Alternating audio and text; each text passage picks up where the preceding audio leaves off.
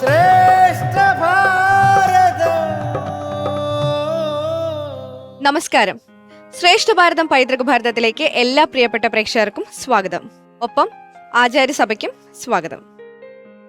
ശ്രേഷ്ഠ ഭാരതം പൈതൃക ഭാരതത്തിന്റെ 5ാം ഘട്ട മത്സരങ്ങളാണ് ഇന്ന് ഈ വേദിയിൽ നടക്കാൻ പോകുന്നത്. 5ാം ഘട്ട മത്സരം എന്ന് പറയുമ്പോൾ സെമി ഫൈനൽസ് ആണ്. 36 സ്കൂളുകളിൽ നിന്നും തെരഞ്ഞെടുക്കപ്പെട്ട 8 സ്കൂളുകളാണ് സെമി ഫൈനൽസിൽ മത്സരിക്കുന്നത്. ഈ ഒരു സെമി ഫൈനൽസിൽ പങ്കെടുക്കാൻ പോകുന്ന 8 ടീമുകൾ ഏതൊക്കെയാണെന്ന് നമുക്ക് നോക്കാം. ശ്രേഷ്ഠ ഭാരതം. ശ്രേഷ്ഠ ഭാരതം പൈതൃക ഭാരതത്തിന്റെ ഈ സെമി ഫൈനൽസിൽ 2 റൗണ്ടുകളാണ് ഉൾപ്പെടുത്തിയിരിക്കുന്നത്. വജ്രവ്യൂഹം, മകരവ്യൂഹം. ആദ്യത്തെ വജ്രവ്യൂഹം ഭഗവത്ഗീതയെ അടിസ്ഥാനമാക്കിയുള്ള ഒരു ക്വിസ് റൗണ്ടാണ്. മകരവ്യൂഹത്തിൽ ഉൾപ്പെടുത്തിയിരിക്കുന്നത് ലഘു നാടകമാണ്.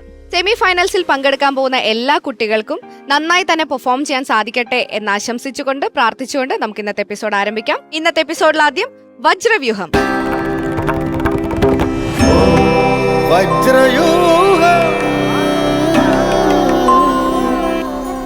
അങ്ങനെ വജ്രവ്യൂഹത്തിനായിട്ട് നമ്മളുടെ സ്റ്റേജ് ഒക്കെ ഒരുങ്ങിക്കഴിഞ്ഞു.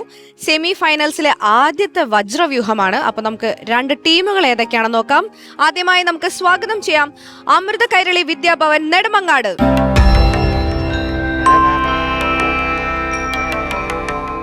പേരെങ്ങനെയായിരുന്നു? ധ്വനി. ധ്വനി എത്രാം ക്ലാസ്സിലാ? 8th. ആദിശങ്കർ എത്രാം ക്ലാസ്സിലാ? 8th തന്നെ.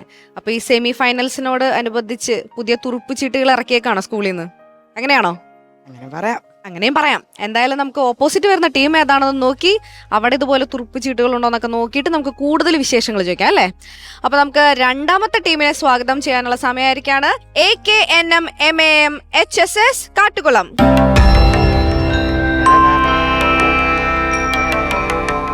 അങ്ങനെ നമ്മുടെ അടുത്ത കുട്ടികളെത്തി. പേരൊന്ന് പറഞ്ഞോളൂ. എന്റെ പേര് ലക്ഷ്മി. ഞാൻ 9th പഠിക്കുന്നു. ഞാൻ നിവേദ് +1 പോകുന്നു. ഇത് രണ്ടും പിന്നെ സ്ഥിരം മുഖങ്ങളാണ്. നിവേദിന്റെ കാര്യമാണെങ്കിൽ കഴിഞ്ഞ പ്രാവശ്യത്തെ റെസ്പോൺസ് ഒക്കെ എങ്ങനെയുണ്ട്? നന്നായിരുന്നു. എങ്ങനെയുണ്ടായിരുന്നു? എല്ലാവരും ട്രോളായിരുന്നു. ട്രോളുമായിരുന്നോ? രാവണൻ കിട്ടുവാന്ന് പറഞ്ഞിട്ട് തന്നെയല്ലേ? ഓ. ഭയങ്കര ഹാപ്പി അല്ലേ? ഭയങ്കര ചുള്ളനായിട്ടുള്ള രാവണൻ, ഭയങ്കര ബബ്ലി രാവണനായിരുന്നു. ബാക്കി എല്ലാവരും ഇച്ചിരി കൂടെ മസ്കുലർ ആയപ്പോ ഇവിടെ ഇച്ചിരി ബബ്ലി സ്വീറ്റ് ആയിട്ടുള്ള രാവണനായിരുന്നു അല്ലേ? ഒരു പുച്ഛമാണല്ലോ മുഖത്ത്. അത്യാവശ്യം കിട്ടിയോ ട്രോളൊക്കെ? ഇല്ല എനിക്കൊന്നും കിട്ടിയില്ല. പുറമേ പറഞ്ഞേ ഉള്ളൂ, നേരിട്ടൊന്നും കിട്ടിയില്ല. കുഴപ്പമില്ല, നല്ല അഭിപ്രായമായിരുന്നു. അല്ലേ, എനിക്കല്ല, വരദ ചേച്ചിക്ക് ട്രോള് മൊത്തം വന്ന്. ഓ അങ്ങനെ. ഓഹോ, കുട്ടികളൊക്കെ ഒരുപാട് വളർന്നിരിക്കുന്നു. ഞാൻ ഈ ഒരു സെമി ഫൈനൽ ആയതുകൊണ്ട് എല്ലാവരും ഭയങ്കര സീരിയസ് ആയിരിക്കും. ഇപ്രാവശ്യം ഞാനൊന്ന് സീരിയസ് ആയി നല്ല ഒച്ചാവെന്ന് വിചാരിച്ചപ്പോൾ നിങ്ങളൊന്നും സമ്മതിക്കില്ല അല്ലേ? ശരി കേട്ടാ. അപ്പൊ ഞാൻ പഴയ വരതയിലേക്ക് തന്നെ തിരിച്ചു പോകേണ്ടിയിരിക്കുന്നു. അപ്പൊ നിങ്ങൾ രണ്ടുപേരുടെയും റെസ്പോൺസും കാര്യങ്ങളൊക്കെ അറിഞ്ഞു. ഇവിടെ എങ്ങനെ ഉണ്ടായിരുന്നു? കഴിഞ്ഞ എപ്പിസോഡുകളുടെ ഒക്കെ റെസ്പോൺസ് നല്ലായിരുന്നു. സെമി ഫൈനലിലേക്ക് കടന്നപ്പോ എന്ത് പറഞ്ഞു ഫാമിലി ഫ്രണ്ട്സ് ഒക്കെ? നന്നായിട്ട് മത്സരിക്കണമെന്ന് പറഞ്ഞു. എന്തെങ്കിലും ടിപ്സ്? സീക്രട്ട് ആണ്, അതൊന്നും പുറത്തു പറയാനൊന്നും പറ്റില്ല.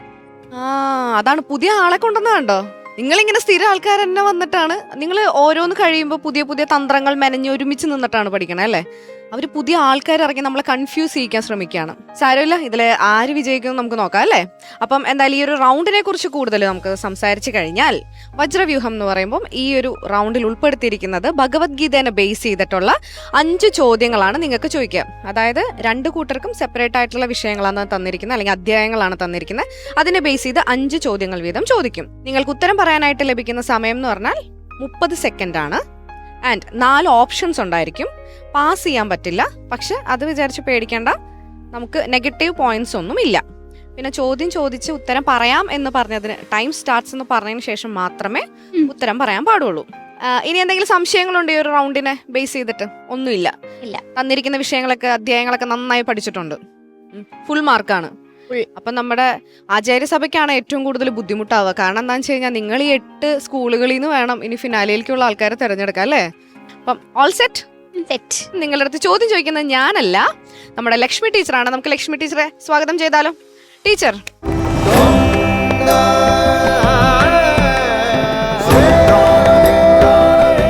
ടീച്ചറെ സ്വാഗതം. ശിവായ. ഓക്കെ, അപ്പൊ ടീച്ചർ കൈകാര്യം ചെയ്തോളൂ ഈ 4 പേര്. Okay, thank you. നമസ്കാരം.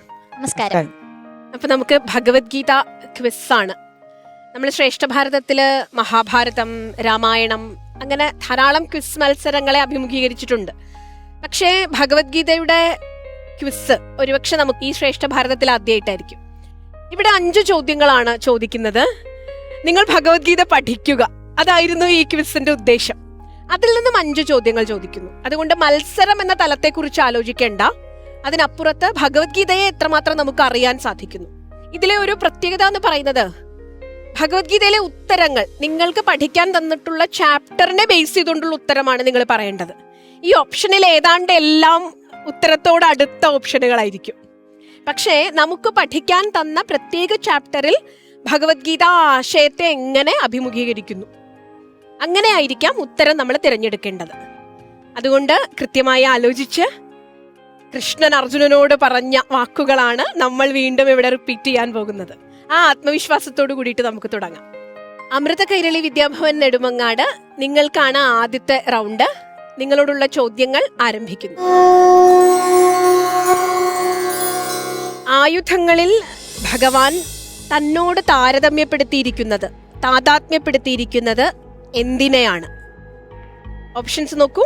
ഓപ്ഷൻ എ ബ്രഹ്മാസ്ത്രം, ഓപ്ഷൻ ബി വജ്രായുധം, ഓപ്ഷൻ സി സുദർശന ചക്രം, ഓപ്ഷൻ ഡി കൗമോദകി. നിങ്ങളുടെ സമയം ഇവിടെ ആരംഭിക്കുന്നു. ബി വജ്രായുധം. നോക്കാം നമുക്കതാണോ. അത് ലോക്ക് ചെയ്യാം. ലോക്ക് ചെയ്യാം. 30 സെക്കൻഡ് എടുത്തിട്ട് ഉത്തരം പറഞ്ഞാലും മതി. ഇല്ല, ലോക്ക് ചെയ്യാം. വജ്രായുധം ആ. സംശയമില്ല.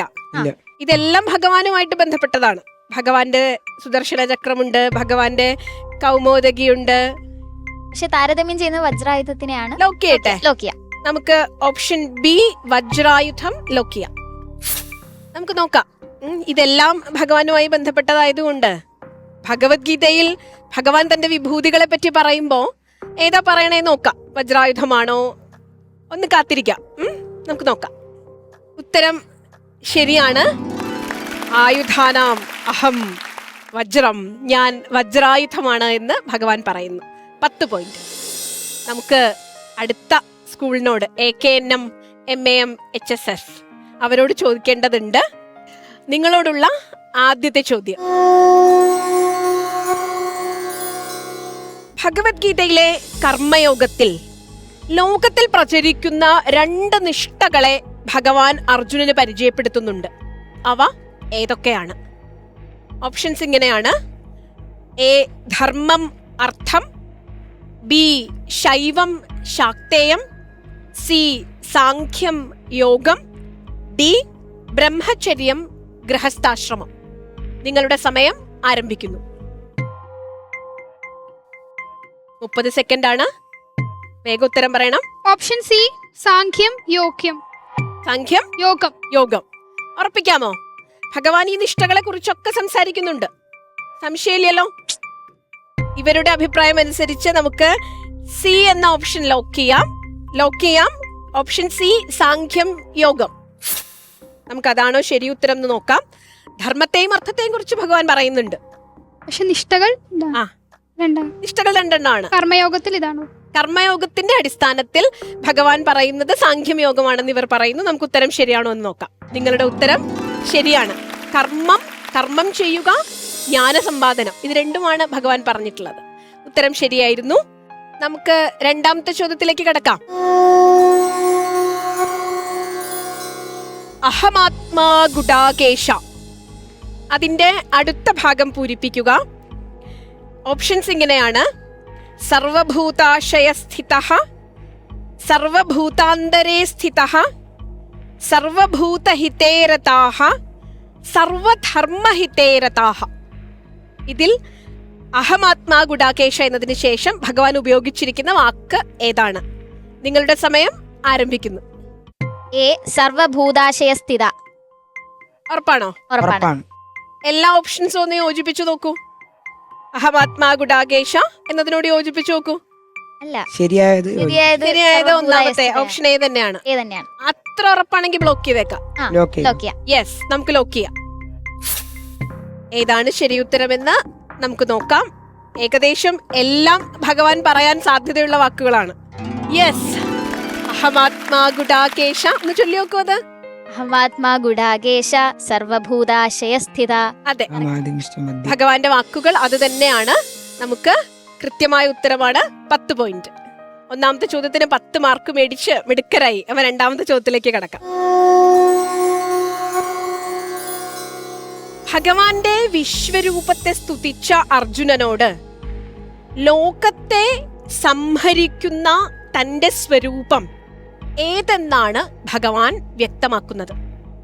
വളരെ പ്രധാനപ്പെട്ട വിശ്വരൂപ ദർശനത്തിലെ വളരെ പ്രധാനപ്പെട്ട ആശയമാണ്. നോക്കൂ, ഓപ്ഷൻ എ ലോകസംരക്ഷകനായ വിഷ്ണു, ഓപ്ഷൻ ബി ലോകക്ഷയകൃത്തായ കാലം, ഓപ്ഷൻ സി ലോകനാശകനായ രുദ്രൻ, ഓപ്ഷൻ ഡി ലോകസൃഷ്ടാവായ ബ്രഹ്മാവ്.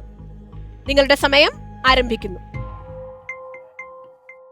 ഓപ്ഷൻ ബി ലോകക്ഷയകൃത്തായ കാലം. ഒരു യാ കുറയ്ക്കുക, എന്നിട്ട് ഉത്തരം പറയൂ. ലോകക്ഷയകൃത്തായ കാലം. അത് മതിയോ? ഓപ്ഷൻ എ, സി, ഡി ഒക്കെ സാധ്യതയുള്ളതാണ്. ഒന്ന് ശ്രമിച്ചു നോക്കുന്നോ? ഇതാണ്. അത്ര ഉറപ്പാണെങ്കിൽ ഞാൻ ലോക്ക് ചെയ്യാം. സമയം ഇപ്പാവും. ലോക്ക് ചെയ്യുന്നു. ഓപ്ഷൻ ബി ലോകക്ഷയകൃത്തായ കാലം. ശരിയായിരിക്കോ ഇവര് പറഞ്ഞത്? നിങ്ങൾക്ക് എന്തെങ്കിലും ഒരു ഗസ്റ്റ് ഉണ്ടോ?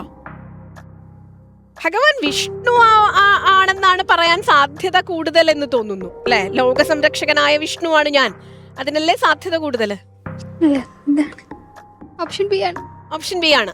ഭഗവത്ഗീത അനുസരിച്ച് ഓപ്ഷൻ ബി ആണ്. നമുക്ക് ഉത്തരം ശരിയാണോ എന്ന് നോക്കാം. ഉത്തരം ശരിയാണ്. കാലോസ്മി ലോകക്ഷയകൃത് പ്രവൃത്തോ. ഞാൻ ലോകനാശകനായ കാലമാണ്, അല്ലെ? നമ്മളിലൊക്കെ പ്രവർത്തിക്കുന്ന കാലമാണ്. 10 മാർക്ക് കൊടുക്കാം, അല്ലെ? ഭഗവാന്റെ വാക്യത്തിൽ തന്നെ പറഞ്ഞിരിക്കുന്നു. നിങ്ങൾക്ക് 10 മാർക്ക്. മൂന്നാമത്തെ ചോദ്യത്തിലേക്ക് കടക്കാം. മഹാഭാരതത്തിൽ ശൈബ്യൻ പങ്കെടുത്തത് ഏത് പക്ഷത്തിന്റെ പ്രതിനിധിയായിട്ടാണ്? ഓപ്ഷനുകൾ ഇങ്ങനെയാണ്: പാണ്ഡവപക്ഷം, കൗരവപക്ഷം.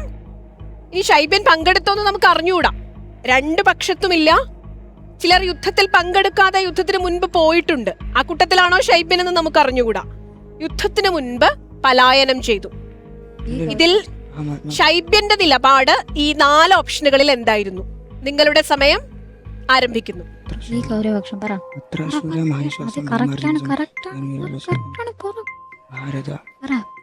30 സെക്കൻഡ് കൊണ്ട് ഉത്തരം പറയണം. ശൈബ്യൻ പങ്കെടുത്തിട്ടുണ്ടോ? ഈ കൗരവപക്ഷം. ലോക്ക് ചെയ്യണോ? ലോക്ക് ചെയ്യാം. ശൈബ്യൻ യുദ്ധത്തിൽ നിന്ന് മാറിപ്പോയിട്ടൊന്നുമില്ല. അല്ലല്ല, കൗരവപക്ഷത്ത് പങ്കെടുത്തിട്ടുണ്ട്. ഉറപ്പാണ്? ഉറപ്പാണ്. അപ്പൊ നമുക്ക് ലോക്ക് ചെയ്യാം. നിങ്ങളുടെ ഓപ്ഷൻ ബി കൗരവപക്ഷം ലോക്ക് ചെയ്യുന്നു. നമുക്ക് ഉത്തരം ശരിയാണോ നോക്കാം, അല്ലേ? നിങ്ങൾക്ക് ഈ ചാപ്റ്റർ ഓർമ്മയുണ്ടോ? നിങ്ങൾ പഠിച്ചിട്ടുണ്ടോ? 1-ാമത്തെ അധ്യായം ഉണ്ട്, അല്ലെ? എല്ലാവർക്കും പഠിക്കാനുണ്ട്. നമുക്ക് ഓപ്ഷനിൽ ഏതാണ് ശരിയെന്ന് നോക്കാം. നിങ്ങളുടെ ഉത്തരം കൗരവപക്ഷം ശരിയല്ല. ശൈബ്യൻ പങ്കെടുത്തത് കൗരവപക്ഷത്തല്ല എന്നാണ് നമ്മൾ മനസ്സിലാക്കേണ്ടത്. നമുക്ക് ഏതാ ശരിയായ ഉത്തരം എന്ന് നോക്കാം. നോക്കൂ, ശരിയായ ഉത്തരം ശൈബ്യൻ പാണ്ഡവ പക്ഷത്ത് നിന്നുകൊണ്ടാണ് യുദ്ധത്തിൽ പങ്കെടുത്തത്. ശൈബ്യൻ പങ്കെടുക്കാതിരുന്നിട്ടില്ല.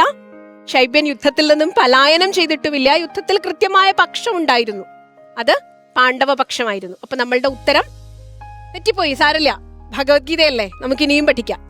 അടുത്ത ചോദ്യത്തിലേക്ക് കടക്കാം. ഭഗവാന്റെ വിശ്വരൂപത്തിൽ ധൃതരാഷ്ട്രപുത്രന്മാരെല്ലാം എവിടേക്ക് പ്രവേശിക്കുന്നതായാണ് അർജുനൻ കണ്ടത്? വിശ്വരൂപം, അതിന്റെ ഓപ്ഷൻസ് നോക്കൂ. ഭഗവാന്റെ വക്ത്രത്തിലേക്ക്, അന്ധകാരം നിറഞ്ഞ നരകത്തിലേക്ക്, ഭഗവാന്റെ പാദങ്ങളിലേക്ക്, കുരുക്ഷേത്ര യുദ്ധഭൂമിയിലേക്ക്. നിങ്ങളുടെ സമയം ആരംഭിക്കുന്നു. ഓപ്ഷൻ എ ഭഗവാന്റെ വക്തത്തിലേക്ക്. ആണോ? അന്ധകാരം നിറഞ്ഞ ഇടത്തേക്കായിരിക്കില്ലേ? അർജുനൻ പറയുന്നുണ്ട് ഭഗവാന്റെ അതായത് വക്രത്തിൽ അരഞ്ഞ തലകളെല്ലാം ചിന്നി ചെതറി കിടക്കുന്ന ആ ഒരു പറയുന്നുണ്ട്. ഉറപ്പ്? അപ്പൊ അത് ശരിയായിരിക്കും. നമുക്ക് ലോക്ക് ചെയ്യാം.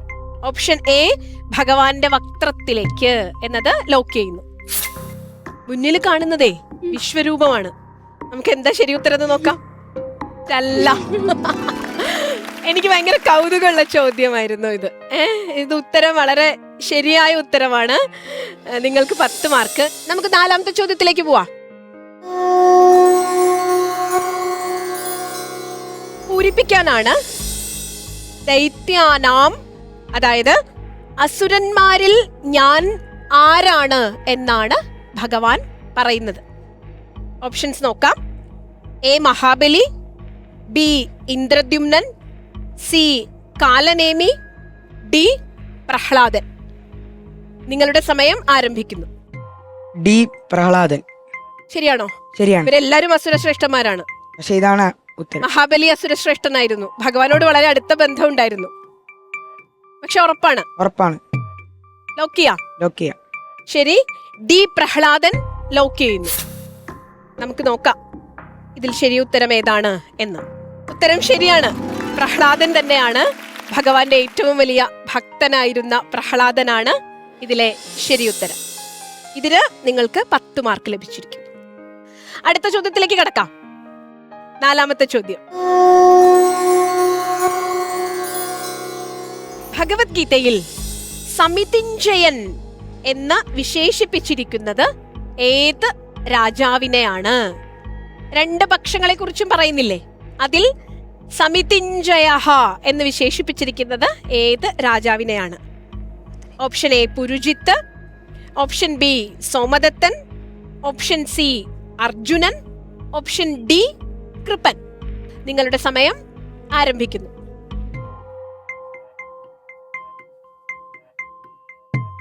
വേഗാലോചിക്കൂ. ഒരാളുടെ വിശേഷണമാണത്. 30 സെക്കൻഡ് ആണ്. Option C Arjunan. Option C Arjunan. സമിതിഞ്ജയൻ എന്ന് വിശേഷിപ്പിച്ചിരിക്കുന്നത് ആരെയാണെന്ന് നോക്കാം. ലോക്ക് ചെയ്യാം. ഓപ്ഷൻ സി അർജുനൻ ലോക്ക് ചെയ്യുന്നു. ശരിയാണോ എന്ന് നോക്കാം. സമിതിഞ്ജയൻ യുദ്ധത്തിൽ വീരനായവൻ, യുദ്ധത്തിൽ മിടുക്ക് കാണിക്കുന്നവൻ എന്നൊക്കെയാണ്. അത് എല്ലാവർക്കും യോജിക്കും. പക്ഷെ ഭഗവാൻ ഭഗവത്ഗീതയിൽ വിശേഷിപ്പിച്ചിരിക്കുന്നത് ഒരാളെയാണ്. അതാരായിരിക്കും എന്ന് നോക്കാം. അർജുനൻ തെറ്റാണ്. നിങ്ങൾക്ക് ശരി ഏതാന്നറിയോ?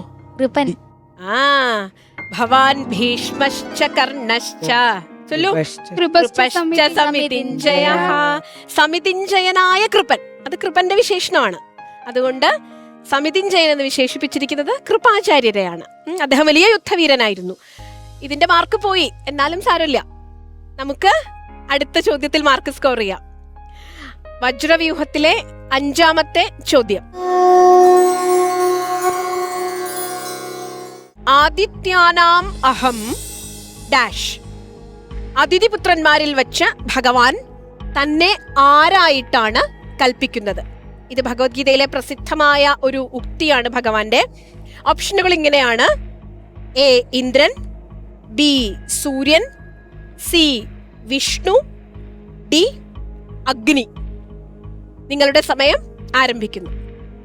സി വിഷ്ണു. സി വിഷ്ണു. ആതിഥേയന്മാരാണ് ഇവരെല്ലാവരും. ഇത്തരത്തിൽ സംശയമൊന്നുമില്ല. ഒരു സംശയമില്ല. ഉറപ്പിക്കാം. അപ്പൊ അത് ലോക്ക് ചെയ്യാം. സി വിഷ്ണു നമ്മൾ ലോക്ക് ചെയ്യുന്നു. നമുക്കത് ശരി ഉത്തരം ഏതാണെന്ന് നോക്കാം. ഇതിൽ ഏതിനുമുള്ള സാധ്യതയുണ്ട്. ഇന്ദ്രനാകാം, അഗ്നിയാകാം. എന്തായാലും നമുക്ക് തീരുമാനിക്കാം. ഏതാ ശരി ഉത്തരം? ഭഗവാൻ പറഞ്ഞിരിക്കുന്ന ശരി ഉത്തരം വിഷ്ണു. തീർച്ചയായിട്ടും അത് കൃത്യമായ ഉത്തരം തന്നെയാണ്. ആദിത്യാനാം അഹം വിഷ്ണു. അതിഥിപുത്രന്മാരിൽ വെച്ച് ഞാൻ വിഷ്ണുവാണ് എന്ന ഭഗവാന്റെ പ്രഖ്യാപനം. നിങ്ങൾക്കതിന് 10 മാർക്ക്. നമുക്ക് അടുത്ത സ്കൂളിനോട് AKNM MAM HSS. നിങ്ങളുടെ ചോദ്യം ഇതാ വരുന്നു. ഭഗവത്ഗീതയിലെ പ്രമാണമനുസരിച്ച് ആരാണ് സ്തേനൻ അഥവാ കള്ളൻ എന്ന വിശേഷണത്തിന് അർഹനായിട്ടുള്ളത്? ഭഗവത്ഗീത വളരെ വ്യക്തമായി ഇന്ന പ്രവൃത്തി ചെയ്യുന്നവൻ കള്ളനാണ് എന്ന് പറയുന്നുണ്ട്. നോക്കൂ. എ ദേവാരാധന ചെയ്യാത്തവൻ, ബി അപരന്റെ ധനം മോഷ്ടിക്കുന്നവൻ, സി ത്യാഗം ചെയ്യാതെ ഭുജിക്കുന്നവൻ, ഡി ഭഗവാനിൽ ഭക്തിയില്ലാത്തവൻ. നിങ്ങളുടെ സമയം ആരംഭിക്കുന്നു. നമ്മൾ യാഗം ചെയ്യില്ലേ, യജ്ഞം ചെയ്തിട്ട് ഒരു ഇത് കിട്ടും ഫലം, അത് ഭഗവാന് കൊടുക്കാതെ ഇതല്ലേ? വേഗം പറയൂ. ഓപ്ഷൻ സി ത്യാഗം ചെയ്യാതെ ഭുജിക്കുന്നവൻ. ഓപ്ഷൻ സി ത്യാഗം ചെയ്യാതെ ഭുജിക്കുന്നവൻ. മാറ്റണോ? ഉറപ്പാണോ? തെറ്റിപ്പോവില്ലല്ലോ. ധൈര്യപൂർവ്വം നമുക്ക് ലോക്ക് ചെയ്യാം. ഓപ്ഷൻ സി ത്യാഗം ചെയ്യാതെ ഭുജിക്കുന്നവൻ. എനിക്കിഷ്ടമുള്ളൊരു ചോദ്യം ഇത്. ഞാൻ ഇങ്ങനെ പ്രതീക്ഷിച്ചിരിക്കുന്ന ഒരു ചോദ്യം, നിങ്ങൾ എന്തുത്തരം പറയുമെന്ന് പ്രതീക്ഷിച്ചിരിക്കുന്ന ചോദ്യം. നമുക്ക് നോക്കാം ഉത്തരം ശരിയാണോ എന്ന് നോക്കാം. യെസ്, ത്യാഗം ചെയ്യാതെ ഭുജിക്കുന്നവൻ, അതായത് കിട്ടിയത് മുഴുവനും അവനവന്റെ സ്വന്തമാക്കുന്നവൻ കള്ളനാണ്. നമുക്ക് സ്വാഭാവികമായും തോന്നില്ലേ മറ്റുള്ളവരുടെ ധനം മോഹിക്കുന്നവനാണ് കള്ളൻ എന്ന്? അല്ല, ഭഗവത്ഗീത പറയുന്നു അന്യർക്ക് കൊടുക്കാതെ കഴിക്കുന്നവനാണ് കള്ളൻ. എന്തായാലും നല്ല റൗണ്ടായിരുന്നു. ഭഗവത്ഗീത നിങ്ങൾ 2 ടീമും വളരെ ഭംഗിയായി ഉൾക്കൊണ്ടുകൊണ്ട് മനസ്സിലാക്കി. നിങ്ങൾക്ക് എത്ര പോയിന്റ് കിട്ടി? 40 പോയിന്റ്. എത്ര മാർക്ക് കിട്ടി? 40. 1 മാർക്ക്, ഒരെണ്ണല്ലേ പോയുള്ളൂ, 10 മാർക്കേ പോയുള്ളൂ. 40 മാർക്ക് കിട്ടി. പക്ഷെ ഭഗവത്ഗീതയെ സംബന്ധിക്കുന്ന പ്രധാനപ്പെട്ട ആശയങ്ങൾ നിങ്ങൾ അറിഞ്ഞു എന്നത് വലിയ കാര്യമാണ്. അപ്പോ ഈ റൗണ്ടിൽ നിങ്ങൾ 40 മാർക്ക് നേടിയിരിക്കുന്നു. ഇനിയിപ്പോ വരതെ വിളിക്കാം അല്ലേ? വരത വന്നാലേ ഈ ഒരു മത്സരത്തിന്, ഈ അംഗത്തിനൊരു ശക്തി കൂടുള്ളൂ. നമുക്ക് വരതെ വിളിക്കാം. ഭഗവത്ഗീതയുടെ ക്വിസ് റൗണ്ട് നന്നായി പൂർത്തിയാക്കിയ 2 പേർക്കും അഭിനന്ദനം. വരതയുടെ കുട്ടികളെ ക്വിസ് ഒക്കെ കഴിഞ്ഞ് വജ്രായുധമൊക്കെ കൊടുത്ത് ഞങ്ങൾ തിരിച്ചേൽപ്പിക്കും. ടീച്ചർ എങ്ങനെയുണ്ടായിരുന്നു? ഇത് ടഫ് ആണെന്നാണോ തോന്നിയത്, അതോ? ക്വിസ്സായിട്ട് ഭഗവത്ഗീതയെ അവർ അഭിമുഖീകരിക്കുമ്പോൾ അത്ര എളുപ്പമാവാൻ വഴിയില്ല. പക്ഷെ ഇവര് 2 ടീമുകളും ഒരു ചോദ്യമേ തെറ്റുള്ളൂ. ഞാൻ അങ്ങനെയല്ല പ്രതീക്ഷിച്ചത്. ഞാനും വിചാരിച്ചത് എന്താ വെച്ചാൽ സാധാരണ രാമായണത്തിനെയും മഹാഭാരത എല്ലാത്തിനെയും നമ്മൾ അതീന്നായിരിക്കുമല്ലോ ചോദ്യങ്ങൾ വരെ. ഇപ്രാവശ്യം കുറച്ചുകൂടി ഈസി ആയിരുന്നല്ലോ എന്ന് വിചാരിച്ചപ്പോ ഇപ്രാവശ്യം ആയിരുന്നു കുറച്ചുകൂടെ ടഫ്. അത് ഭഗവത്ഗീത അവരുടെ മനസ്സിലാക്കലുകൾക്ക് കുറച്ചും കൂടി ഗൗരവമായ മനസ്സിലാക്കൽ ആവശ്യപ്പെടുന്നു. അതുകൊണ്ടാണ്. Thank you teacher, thank you so much. ഞാൻ ഇവിടുന്ന് എല്ലാം കേൾക്കുന്നു. ഞാൻ പറഞ്ഞതാ ഏറ്റവും പ്രധാനപ്പെട്ട ഒരു കാര്യം, നമ്മള് ഫ്രണ്ട്സുമായിട്ട് അല്ലെങ്കിൽ കൂടെ പഠിക്കുന്നവരായിട്ട് അല്ലെങ്കിൽ നമുക്ക് അറിയുന്നവരായിട്ട് ഒരു വേദിയിലേക്ക് വരുമ്പോൾ ഏറ്റവും കൂടുതൽ ശ്രദ്ധിക്കേണ്ട 2 കാര്യം. ഒന്ന്, ഇങ്ങനത്തെ ചോദ്യങ്ങൾ എനിക്ക് തോന്നുന്നു പേഴ്സണൽ ഒപ്പീനിയൻ ആണ്. 2 പേരും കൂടെ ഡിസ്കസ് ചെയ്തിട്ട് ആൻസർ പറയാ. സപ്പോസ് ഇനി ഒരാള് ആൻസർ തന്നെ പറഞ്ഞെങ്കിലും കുറ്റപ്പെടുത്താതിരിക്കുക. എന്ന് വെച്ച് കഴിഞ്ഞാൽ തെറ്റിക്കഴിഞ്ഞാൽ ആരാണെന്ന് എന്താണെന്നൊന്നും ഞാൻ പറയില്ല, പക്ഷെ തെറ്റിയാൽ പരസ്പരം കുറ്റപ്പെടുത്താതിരിക്കുക. ഒരാൾ ശരിയെന്ന് തോന്നുന്നതാണല്ലോ, മാക്സിമം ഒരുമിച്ച് ഉത്തരം പറയാൻ ശ്രമിക്കുക. ഓക്കെ അല്ലേ? അപ്പൊ ഇനിയിപ്പോ എന്തായാലും മാർക്കുകളൊക്കെ നിങ്ങൾക്ക് ഓൾറെഡി അറിയാം എത്രയാണെന്ന്. നമുക്ക് ആചാര്യസഭയുടെ അടുത്ത് ചോദിച്ചാൽ എങ്ങനെയൊക്കെ ഉണ്ടായിരുന്നു എന്ന്. സ്വാമിജി, ആദ്യത്തെ ടീമിന് തെറ്റിയ ചോദ്യം ഷൈബിൻ ഏത് ടീമിലായിരുന്നു എന്നുള്ളതാണ്. ആ ശ്ലോകം നിങ്ങൾക്ക് ഓർമ്മയുണ്ടായിരുന്നു? ശ്ലോകത്തിൽ വ്യക്തമായിട്ടത് വരുന്നുണ്ടല്ലോ. 2 പേർക്കും അത് ഓർമ്മയുണ്ടായിരുന്നില്ല ശ്ലോകം? ഏത് ശ്ലോകത്തിലാണ് അത് വരുന്നതെന്നുള്ള? അത്ര ശൂര മഹേശ്വാസം. അത് കഴിഞ്ഞിട്ടുള്ള കാട്ടുവളത്തിനും തെറ്റിയത് വളരെ പെട്ടെന്ന് കിട്ടാൻ പറ്റുന്ന ഒന്നായിരുന്നു. പക്ഷേ അതിൻ്റെ അർത്ഥം മനസ്സിലാക്കുന്നതിലാണ് അവർക്ക് തെറ്റുപറ്റിയെന്ന് എനിക്ക് തോന്നുന്നു. സംബന്ധിച്ച് എന്നൊരു വാക്കവിടെ ഉണ്ടെങ്കിലും അത് ഏത് വാക്കുമായിട്ട് യോജിപ്പിക്കണം എന്ന് സംസ്കൃതം കുറച്ച് മനസ്സിലായാലേ നിങ്ങൾക്കത് പെട്ടെന്ന് പറയാൻ പറ്റുള്ളൂ. അപ്പോൾ അത് ചെറുപക്ഷെ അർത്ഥം ശരിക്കത് മനസ്സിലാക്കാത്തത് കൊണ്ടാവാം അവർ തെറ്റിയതെന്ന് ഞാൻ വിചാരിക്കുന്നു. അല്ലെങ്കിൽ ആ ശ്ലോകം വളരെ പെട്ടെന്നൊക്കെ കിട്ടുന്നതാണ്. നമുക്ക് വളരെ പ്രയാസങ്ങൾ വരുമ്പോൾ, തടസ്സങ്ങൾ വരുമ്പോൾ, ബുദ്ധിമുട്ട് വരുന്ന സമയത്തൊക്കെ ഭഗവാൻ എന്തിനെക്കുറിച്ച് പറഞ്ഞിട്ടുണ്ടെന്നുള്ള കാര്യം നമുക്ക് ഓർമ്മ വരികയാണെങ്കിൽ അതിനെയൊക്കെ നമുക്ക് അതിജീവിക്കാൻ സാധിക്കും. നമ്മൾ ഈ ക്യൂസ് എന്ന് പറയുമ്പോൾ സാധാരണ ഒരു ഉത്തരം മാത്രം പറഞ്ഞു പോവുകയാണ്. പക്ഷേ ഇതിപ്പോൾ നിങ്ങൾക്ക് ശ്ലോകം ശരിക്കും സാമാന്യം മനസ്സിലാക്കാതെ നിങ്ങൾക്ക് ഉത്തരം പറയാൻ പറ്റില്ല. അപ്പോൾ ഒരു സാമാന്യമായിട്ടെങ്കിലും നിങ്ങൾക്ക് മനസ്സിലാക്കാൻ സാധിച്ചിട്ടുണ്ട്. അതിൻ്റെ പ്രയോജനം നിങ്ങൾക്ക് വരും കാലങ്ങളിൽ തീർച്ചയായിട്ടും അറിയാൻ സാധിക്കും. എല്ലാവർക്കും വിജയം ആശംസിക്കുന്നു. അടുത്ത റൗണ്ടുകളിലേക്കൊക്കെ നമസ്കാരം. നന്ദി സ്വാമിജി. സർ, 2 ടീമിലെയും കുട്ടികൾ നന്നായി ഉത്തരം പറയാൻ ശ്രമിച്ചു എന്നുള്ളതിൽ അവർക്ക് നല്ല അനുമോദനങ്ങളും അഭിനന്ദനങ്ങളും ഉണ്ട്. ഓരോ ചോദ്യമാണ് നിങ്ങൾക്ക് തെറ്റിപ്പോയത് തെറ്റിയതല്ല, പിഴവ് കൊണ്ട് പറ്റിയതാകും, അല്ലെങ്കിൽ ഓർമ്മക്കേട് കൊണ്ടായിരിക്കാം. പക്ഷേ ഗീത നിങ്ങൾ നന്നായി പഠിച്ചിട്ടുണ്ട്. കാരണം ലക്ഷ്മി ടീച്ചർ ചോദിച്ച ചോദ്യങ്ങളൊക്കെ ഗഹനമായ ചോദ്യമല്ല, പക്ഷെ അത് വളരെ കൊനഷ്ടായ ചോദ്യമാണ്. കാരണം ഒരേ ഉത്തരമാണ് 4. ഇതിലേത് സെലക്ട് ചെയ്യണം എന്ന് ചിന്തിക്കാൻ നിങ്ങൾ ഇത്രയധികം ബുദ്ധിമുട്ടിച്ച ചോദ്യങ്ങളാണ് വാസ്തവത. അതിനെ നിങ്ങൾ അതിജീവിച്ചു എന്നുള്ളതിലാണ് എനിക്ക് നിങ്ങളോട് വളരെയധികം അഭിനന്ദനം അറിയിക്കാൻ തോന്നുന്നത്. ഇനിയും നിങ്ങൾക്ക് ഇങ്ങനെ ഉള്ള ഗീത ധാരാളം പഠിക്കാനും ഇതേപോലെയുള്ള അനേക ചോദ്യങ്ങൾ അഭിമുഖീകരിക്കാനുള്ള കരുത്ത് ഈശ്വരൻ നൽകട്ടെ എന്ന് പ്രാർത്ഥിക്കുന്നു. ഇന്നിവിടെ 2-3 യോഗങ്ങളാണ് ഗീതയിലെ ചർച്ചയ്ക്ക് വന്നത്. ഒന്ന് അർജുന വിഷാദയോഗമാണ്. വാസ്തവത്തിൽ വിഷാദം ഒരു യോഗമായിട്ടാണ് ഗീത പറയുന്നത്, ഒരു രോഗമായിട്ടല്ല. ഇന്ന് വിഷാദം ഒരു രോഗമാണ്. അതിനെ എങ്ങനെ യോഗമാക്കി തീർക്കാം എന്നാണ് ഗീത നമ്മെ പഠിപ്പിക്കുന്നത്. വിഷാദം അനുഭവിക്കാത്തവരാരും ഉണ്ടാവില്ല. കൊച്ചുകുട്ടികൾ മുതൽ വൃദ്ധന്മാർ വരെ ദൈനംദിന ജീവിതത്തിൽ ഒരു യുദ്ധരംഗമാണ് വാസ്തവത്തിൽ. വീടായാലും സ്കൂളായാലും കോളേജായാലും ജോലി സ്ഥലമായാലും എവിടെ ചെന്നാലും അവിടെ ഒരു യുദ്ധരംഗത്തിൻ്റെ പ്രതീതിയാണ്. വീട്ടിൽ മാതാപിതാക്കളും കുട്ടികളുമായിരിക്കാം, സഹോദരങ്ങളും കുട്ടികളുമായിരിക്കാം, അവിടെ നിങ്ങളുടെ സ്കൂളുകളിൽ ചെന്ന കൂട്ടുകാരായിരിക്കാം, അല്ലെങ്കിൽ ഗുരുക്കന്മാരായിരിക്കാം. ഇവിടെയൊക്കെ എത്രയെത്ര വിഷാദങ്ങൾ ദൈനംദിന ജീവിതത്തിൽ അനുഭവിക്കേണ്ടി വരും. ഈ വിഷാദങ്ങളെ എങ്ങനെ അഭിമുഖീകരിക്കണം എന്ന് കാണിക്കലാണ് 2-ാം അധ്യായം മുതൽ 18 വരെയുള്ള അധ്യായങ്ങൾ. ഇനിയും നിങ്ങൾക്ക് ഗീത വായിച്ചു പഠിക്കാനും പഠിക്കുമ്പോൾ അതിൽ നിന്നുമുള്ള ഓരോ ചെറിയ ചെറിയ ജീവിത ഉപയോഗക്രമങ്ങൾ കണ്ടെത്തി അത് ജീവിതത്തിൽ അനുഷ്ഠിക്കാനും കഴിയട്ടെ. ഈ ചെറിയൊരു ക്വിസ് മത്സരം കൊണ്ട്, ഇത് മത്സരമല്ല, നിങ്ങൾക്കും ഇതൊരു യോഗം തന്നെയാണ്. യോഗമായി തീരാൻ ഈശ്വരൻ അനുഗ്രഹിക്കട്ടെ എന്ന് പ്രാർത്ഥിക്കുന്നു. Thank you sir. ടീച്ചർ, നിങ്ങളുടെ ക്വിസ് റൗണ്ട് ഞാനും നന്നായി ആസ്വദിച്ചു. നമ്മൾ ആധുനിക കാലത്തെ ഏറ്റവും കൂടുതൽ ഒരു സമ്പത്തിന്റെ, ഭൂമിയിലെ വിഭവങ്ങളുടെ ഡിസ്ട്രിബ്യൂഷനെ കുറിച്ച് എങ്ങനെ അത് കൃത്യമായി വിതരണം ചെയ്യണമെന്ന് ആലോചിക്കുന്ന ഒരു കാലത്ത് അവനവന് വേണ്ടി മാത്രം ഈ ലോകത്തിലെ വിഭവങ്ങൾ സ്വന്തമാക്കി വെക്കുന്നവനെ എത്ര നീചമായ പദം കൊണ്ടാണ്, അയാളാണ് കള്ളൻ. ഇല്ലാത്ത വരുമ്പോ ഒരാളുടെ അടുത്ത് നിന്ന് കട്ടെടുക്കുന്നവനല്ല കള്ളൻ. സ്വന്തമാക്കി അവനവനിൽ എല്ലാവർക്കും അനുഭവിക്കേണ്ട വസ്തുക്കളെ എനിക്ക് മാത്രം സ്വന്തമാക്കുന്നവനെ കള്ളൻ എന്ന് വിളിച്ച ഭഗവത്ഗീതയുടെ ഒരു ആശയമുണ്ട്.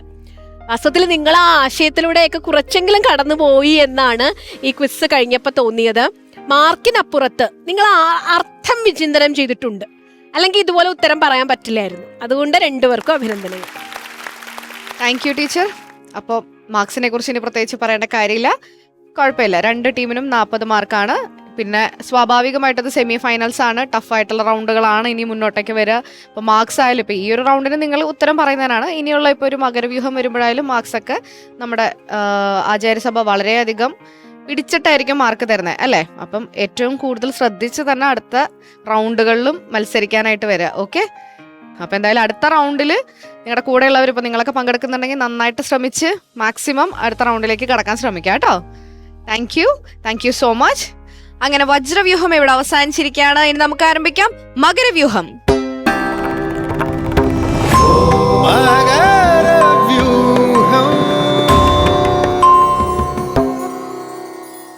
ശ്രേഷ്ഠ ഭാരതം പൈതൃക ഭാരതത്തിന്റെ ഈ വേദിയിൽ ഇപ്പം മകരവ്യൂഹത്തിന്റെ സമയമായിരിക്കുകയാണ്. എനിക്ക് പേഴ്സണലി ഭയങ്കര ഇഷ്ടമുള്ളൊരു റൗണ്ട് കൂടെയാണ്. കാരണം അഭിനയം, ക്രിയേറ്റിവിറ്റി അങ്ങനെയുള്ള കാര്യങ്ങൾക്ക് കൂടുതൽ ഊന്നൽ നൽകിയിട്ടുള്ളൊരു റൗണ്ടാണിത്. അപ്പോൾ മകരവ്യൂഹം എന്ന് കേൾക്കുമ്പോൾ തന്നെ നമ്മുടെ ആചാര്യസഭയിൽ ഒരാൾ കൂടുതലായിട്ട് ജോയിൻ ചെയ്തിട്ടുണ്ടാവും. നമുക്ക് സ്വാഗതം ചെയ്യാം മുരളി മേനോൻ ചേട്ടൻ. ഇനി നമുക്ക് സ്വാഗതം ചെയ്യാനുള്ളത് ഈ ഒരു റൗണ്ടിൽ പെർഫോം ചെയ്യാനുള്ള ആർട്ടിസ്റ്റുകളെയാണ്. അതിനായി സ്വാഗതം ചെയ്യാം GVHSS മങ്കട.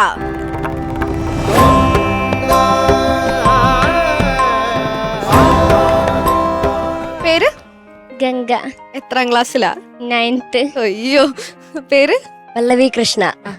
+2ലേക്ക്. 2 കൂട്ടരും മുമ്പ് പെർഫോം ചെയ്തിട്ടുള്ളതാണ് അല്ലേ? സ്ഥിരമായിട്ട് നന്നായിട്ട് പെർഫോം ചെയ്ത് നമ്മളെയൊക്കെ കോരിത്തെരിപ്പിക്കുന്ന ആൾക്കാരാണ്. ആണോ? ഞങ്ങളല്ലേ ചോദിക്കണ്ടേ, കോരിത്തിരിക്കാറുണ്ടോ? അങ്ങനെയൊക്കെ ചോദിച്ചാൽ ഇനിയിപ്പോ ഞാൻ കൂടുതലായിട്ട് ആലോചിച്ച് പോണ്ടി വരുമല്ലോ. വേണോ? അപ്പൊ തൽക്കാലം ഒരു കോരിത്തെരിപ്പ് ഞാൻ തന്നില്ലേ, ഓക്കെ, താങ്ക് യു. അത് കയ്യിൽ വെക്ക്. ഇനിയിപ്പോ നമുക്ക് ഈ ഒരു പെർഫോമൻസ് കഴിഞ്ഞിട്ട് ബാക്കിയുള്ളത് അവര് പറയുമ്പോൾ നമുക്കറിയാം അല്ലേ. എന്തായാലും ഡെഫിനറ്റ്ലി നിങ്ങൾ രണ്ടുപേരും പ്രൂവ് ചെയ്തിട്ടുള്ള ആൾക്കാരാണ്. മകരവ്യൂഹത്തിന്റെ റൂൾസും കാര്യങ്ങളൊക്കെ പറയാം. അതിനു മുമ്പ് നിങ്ങൾ ഏത് കഥാപാത്രങ്ങളെ തിരഞ്ഞെടുക്കുന്നതെന്ന് ചോദിച്ചാൽ ശ്രീകൃഷ്ണൻ, രുക്മിണി. ഇതിപ്പോ നമുക്ക് ഇനി റൂൾസ് പറയാം. റൂൾസ് വളരെ സിമ്പിൾ ആയിട്ടുള്ള റൂളാണ്. നമ്മൾ ഇവിടെ പെർഫോം ചെയ്യാൻ പോകുന്നത് പുരാണ ഇതിഹാസങ്ങളിലെ ഭാര്യ ഭർത്തൃ അല്ലെങ്കിൽ പ്രണയിതാക്കൾ തമ്മിലുള്ള ഒരു ഊഷ്മളത, ആ ഒരു തീമിനെ ബേസ് ചെയ്തിട്ട് ഒറ്റ രംഗമുള്ള ചെറുനാടകം, ഇതാണ് നമ്മളിവിടെ ഉദ്ദേശിക്കുന്നത്. അതും 7 മിനിറ്റിൽ കവിയാതെയാണ് നമ്മൾ പെർഫോം ചെയ്യേണ്ടത്. സ്വാഭാവികമായിട്ടും പ്രണയിതാക്കൾ അല്ലെങ്കിൽ ഭാര്യ ഭർത്താവും 2 പേരാണ് നമ്മൾ ഈ വേദിയിൽ ഒരേ സമയം പെർഫോം ചെയ്യാനായിട്ട് എത്തുന്നത്.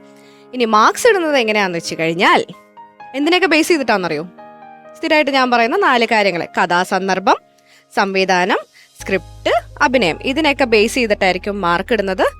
മാർക്ക് ഇടുന്നതിൽ നമ്മുടെ മുരളിച്ചേട്ടൻ 20 മാർക്കിലും ബാക്കിയുള്ള എല്ലാ ജഡ്ജസും 10 മാർക്കിലും ആയിരിക്കും മാർക്ക് ഇടുന്നത്. അങ്ങനെ ടോട്ടലി 50 മാർക്കിലായിരിക്കും നിങ്ങൾക്ക് വരുന്നത്. എന്തെങ്കിലും ഇനിയൊരു സംശയം ഉണ്ടോ? അതിനൊന്നുമില്ല, എല്ലാം സെറ്റാണ്. അപ്പൊ നമുക്ക് തുടങ്ങിയാലോ? റെഡി?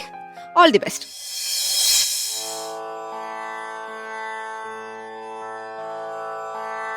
കൃഷ്ണായ വാസുദേവായ ദേവകീനന്ദനായ ദേവകീ നന്ദനായ ച നന്ദഗോപകുമാരായ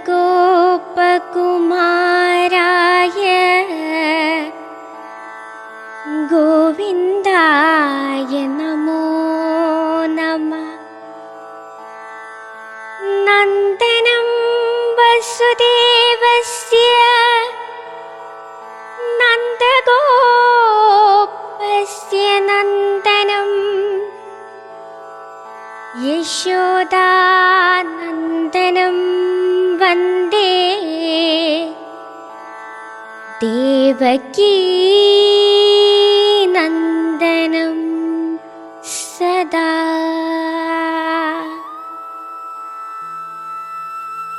രുക്മിണി, ഭവതി ലോകത്തിലേറ്റവും സുന്ദരി തന്നെ. യൗവനം, ഉദാരത, ദേഹബലം മുതലായ ഗുണങ്ങൾ തികഞ്ഞവരും മഹാനുഭാവന്മാരുമായ എത്രയോ രാജാക്കന്മാർ നിന്നെ വിവാഹം കഴിക്കാൻ ആഗ്രഹിച്ചു. ത്രിലോകങ്ങളിൽ ലഭിക്കാവുന്നതിൽ വെച്ച് ഏറ്റവും ശ്രേഷ്ഠനായ വ്യക്തിയെ തന്നെയാണല്ലോ നമുക്ക് വരനായി ലഭിച്ചിട്ടുള്ളത്. നമുക്കെന്ത് ശ്രേഷ്ഠത! ഞങ്ങൾ യാദവന്മാർ ഗോക്കളെ മേച്ചും ഗോപാലകരോടൊത്ത് കളിച്ചും സാധാരണ ജീവിതം നയിക്കുന്നവർ. പാലും വെണ്ണയും കഴിച്ച് ഗോമയത്തിലും ഗോമൂത്രത്തിലും കഴിഞ്ഞുകൂടുന്നവർ. യദുകുലത്തിൽ ജനിച്ചവർക്ക് രാജ്യഭാരവുമില്ല, രാജാസനവുമില്ല. വിവാഹശ്ച തഥാ മൈത്രി സമയോരേവ ശോഭത്തെ. അവിടെ എന്താണ് ഈ പറയുന്നത്? തുല്യരല്ലെങ്കിൽ എനിക്ക് എങ്ങനെ ഈ ഭാഗ്യം വന്നു ചേർന്നു? ഭാഗ്യമോ? ഭവതിയെ അതിശക്തനും ധനവാനുമായ ചേതി രാജാവ് ശിശുപാലന് വിവാഹം ചെയ്തു കൊടുക്കാനാണ് ഭവതിയുടെ സഹോദരനായ രുക്മി ആഗ്രഹിച്ചിരുന്നത്. തങ്ങൾ വലിയ ശക്തരാണ് എന്നാണ് ഇരുവരും സ്വയം അഹങ്കരിച്ചിരുന്നത്. അവരുടെ അഹങ്കാരം ഒന്ന് ശമിപ്പിക്കാനായിട്ടാണ് ഞാൻ ഭവതിയെ ബലാത്കാരേണ കൊണ്ടുവന്നത്. അല്ലാതെ വിവാഹം കഴിക്കാനുള്ള മോഹം കൊണ്ടൊന്നുമല്ല. ഇതിപ്പോ രാജകുമാരിക്ക് കാലിത്തൊഴുത്തിലുറങ്ങാനാണ് യോഗം. ഭഗവൻ, അപ്പോഴെന്നെ മനസ്സ മരിച്ചില്ലെന്നാണോ? നമ്മുടെ ആഗ്രഹങ്ങൾ, പ്രാർത്ഥനകൾ, അങ്ങന്റെ മനസ്സിലെ ഇഷ്ടം കാണാതെയാണോ ശിശുപാലനിൽ നിന്നും രക്ഷിച്ചത്? പ്രിയേ രുക്മിണി, ഞാൻ നേരം പോക്കായിട്ട് പറഞ്ഞതെല്ലാം നീ സത്യമാണെന്ന് ധരിച്ചുവോ? പ്രാണസ്വരൂപേ, പ്രണയകലഹത്താൽ ഒന്നുകൂടി വർദ്ധിക്കുന്ന നിന്റെ ഈ സൗന്ദര്യം കാണാൻ വേണ്ടിയാണ് ഞാൻ ഇങ്ങനെയെല്ലാം പറഞ്ഞത്. അങ്ങ് പറഞ്ഞത് സത്യം തന്നെ. സൗന്ദര്യം, ഐശ്വര്യം, മഹാപ്രഭുത്വം തുടങ്ങിയ ഉത്കൃഷ്ട ഗുണങ്ങളുള്ള നിന്തിരുവടികെ നികൃഷ്ടയായ ഞാൻ വരിച്ചത് അനുചിതം തന്നെ. ഞാൻ ഗോമൂത്രത്തിലോ ഗോമയത്തിലോ കിടന്നുകൊള്ളാം, കാലിത്തൊഴുത്തിൽ ഉറങ്ങിക്കൊള്ളാം. പക്ഷേ ഇങ്ങനെയൊന്നും പറയരുതേ. ഈയുള്ള ജീവിതം അങ്ങയുടെ ചരണകമലങ്ങളിൽ അർപ്പിച്ച് ഇറങ്ങിത്തിരിച്ചവളാണ് ഞാൻ. സുന്ദരി, വ്യസനിക്കരുതേ. നിന്റെ പ്രണയത്തിന്റെ മഹത്വം എനിക്കറിയാം. ഞാൻ നിന്നെ പരീക്ഷിക്കുക മാത്രമാണ് ചെയ്തത്.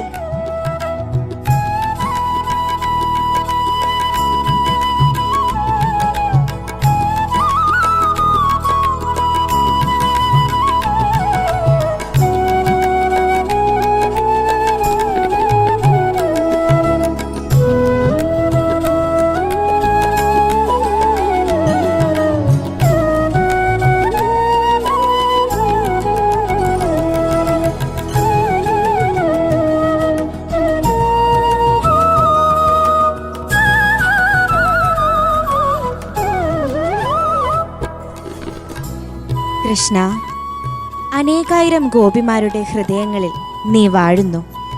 അമ്മമാർക്ക് തണയനായി, മിത്രങ്ങൾക്ക് പ്രിയപ്പെട്ടവനായി, ഗോക്കൾക്ക് സംരക്ഷകനായി. കാമുകിമാർ മത്സരിച്ച് പ്രണയിക്കുമ്പോഴും എന്തേ നീ രുക്മിണിക്ക് വിശിഷ്ട സ്ഥാനം നൽകി? അത്രമേൽ ആത്മാർത്ഥമായിരുന്നോ രുക്മിണിയുടെ പ്രണയം? ഒരേ സമയം പ്രണയിനിയാവാനും ഭക്തയാവാനും രുക്മിണിക്ക് സാധിച്ചു. അദ്വിതീയം ഈ ശ്രീകൃഷ്ണ രുക്മിണി സമാഗമം.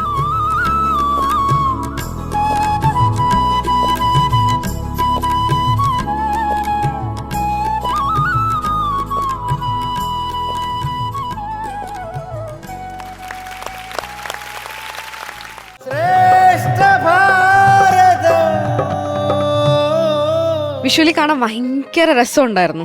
അതായത് മോളിൽ നിന്നുള്ള പുഷ്പവൃഷ്ടി ഞാൻ പ്രതീക്ഷിച്ചില്ലായിരുന്നു. ഭയങ്കര സർപ്രൈസ് ആയിപ്പോയി.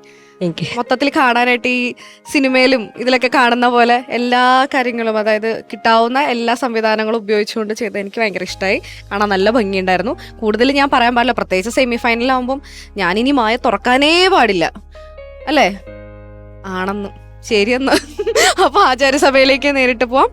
സ്വാമിജി, പെർഫോമൻസ് വളരെ നന്നായിരുന്നു. അതിൻ്റെ മ്യൂസിക് ആണെങ്കിലും ശരി, പ്രോപ്പർട്ടീസ് ആണെങ്കിലും ശരി, അതിൻ്റെ അഭിനയവും എല്ലാ രീതിയിലും നന്നായിട്ടുണ്ടായിരുന്നു. ഇപ്പോൾ ഈ സ്കിറ്റ് നമ്മൾ കേൾക്കുമ്പോൾ, ലൈൻസ് നമ്മൾ കേൾക്കുമ്പോൾ തോന്നുന്ന ശ്രീകൃഷ്ണൻ രുക്മിണിയെ കല്യാണം കഴിച്ച് മറ്റേ ഗോകുലത്തിൽ കൊണ്ടുപോയ പോലെയാണ്. വാസ്തവത്തിൽ അങ്ങനെയല്ല, ദ്വാരകയിലേക്കാണ് കൊണ്ടുവരുന്നത്, കൊട്ടാരത്തിൽ തന്നെയാണ് കൊണ്ടുവരുന്നത്. പക്ഷേ നമുക്ക് കേൾക്കുമ്പോൾ തൊഴുത്തിൽ കിടക്കണം, ഗോമൂത്രത്തിൻ്റെ മണം ശ്വസിക്കണം എന്നുള്ള ആ ഒരു ധ്വനി വരുന്നുണ്ട്. അത് ഭാഗവത്തിൽ അങ്ങനെ ഉണ്ടോയെന്ന് എനിക്കറിയില്ല, പക്ഷേ അങ്ങനെ ധ്വനി വരുന്നുണ്ട് അതിനകത്ത്. പ്രത്യേകിച്ച് ഇന്നത്തെ കാലത്ത് ഇത് വളരെ പ്രസക്തമാകുന്നതെന്ന് വെച്ചാൽ ഇന്ന് വളരെ ഉന്നത വിദ്യാഭ്യാസമുള്ള പെൺകുട്ടികൾ വിശേഷിച്ചും ചിലപ്പോൾ അന്യസംസ്ഥാന തൊഴിലാളികളുടെ കൂടെയും പണിക്കാരുടെ കൂടെയും ജോലിയും കൂലിയൊന്നും ഇല്ലാത്തവരുടെയും കൂടെ ഇറങ്ങി പോകാറുണ്ട്, വീട് വിട്ട് പോകാറുണ്ട്, ഇഷ്ടപ്പെട്ട് അവരുടെ കൂടെ ഇറങ്ങി പോകാറുണ്ട്. പക്ഷേ അവർക്ക് അവരുടെ താഴെത്തട്ടിലുള്ള ഒരു ജീവിതം, ദരിദ്രമായ ജീവിതം, അല്ല വീട്ടിലെ സാഹചര്യങ്ങളൊന്നും പലപ്പോഴും അവർക്ക് പിന്നീട് വരുന്ന കാലങ്ങളിൽ അവർക്ക് വളരെ ബുദ്ധിമുട്ടായിട്ട് തീരാറുണ്ട്. അങ്ങനെ പോകുന്ന പല മാരേജും പിന്നീട് ഒരു ദുരന്തത്തിലേക്കാണ് ചെന്ന് കാണുന്നത്. പൊതുവായിട്ട് ഞാൻ പറയുകയാണ്, എല്ലാത്തിൻ്റെ കാര്യമല്ല പറയുന്നത്. ചുരുക്കം പേർക്കത് മനസ്സിലാക്കി ജീവിക്കാൻ പറ്റിയേക്കും. പക്ഷേ പൊതുവെ സമന്മാരല്ലാത്തവരുടെ വിവാഹത്തിൽ പലപ്പോഴും ഇങ്ങനെ സംഭവിച്ച് കാണാറുണ്ട്. അപ്പം ഇന്നത്തെ ഒരു കാലഘട്ടത്തെ വെച്ച് നോക്കുമ്പോൾ ശ്രീകൃഷ്ണൻ രുക്മിണി വിവാഹം കഴിക്കുന്നത്, സാധാരണ സനാതനധർമ്മത്തെക്കുറിച്ച് എല്ലാവരും കുറ്റം പറയുന്നത് പണ്ട് കാലത്ത് ഭയങ്കര ജാതി വിവേചനമൊക്കെ നിലനിന്നിരുന്നു എന്നൊക്കെ പറയാറുണ്ട്. പക്ഷേ ഇപ്പോൾ ഈ വിവാഹം തന്നെ നല്ല ഉദാഹരണമാണ്. അങ്ങനെ നിലനിന്നിരുന്നെങ്കിൽ ഇങ്ങനെ ഒരു വിവാഹം നടക്കുമായിരുന്നില്ലല്ലോ. അപ്പോൾ നമ്മുടെ ഈ പറയുന്ന പോലുള്ള ജാതി വിവേചനങ്ങളൊന്നും ഉണ്ടായിരുന്നില്ല. ശ്രീകൃഷ്ണൻ രാജാവായിരുന്നില്ലെങ്കിൽ പോലും കിങ് മേക്കറായിരുന്നു, രാജാക്കന്മാരെ സൃഷ്ടിക്കുന്ന ആളായിരുന്നു. മറ്റു പാണ്ഡവ വംശത്തെ ആയിക്കോട്ടെ, കൗരവ വംശത്തെ അല്ല, അതുപോലെ തന്നെ യദുകുലത്തിലായിക്കോട്ടെ, ശ്രീകൃഷ്ണൻ്റെ തീരുമാനമായിരുന്നു അവിടെ പരമപ്രധാനമായിട്ടുള്ളത്. അപ്പോൾ ആ ഒരു ഇത് നമ്മൾ മനസ്സിലാക്കണം. അന്നും ഇന്നും സനാതനധർമ്മത്തെ സംബന്ധിച്ചിടത്തോളം ജ്ഞാനികൾക്ക്, കഴിവുള്ളവർക്ക് എപ്പോഴും ഉയർന്ന സ്ഥലങ്ങളിൽ എത്താൻ സാധിച്ചിരുന്നു. അവർ അംഗീകരിക്കപ്പെട്ടിരുന്നു.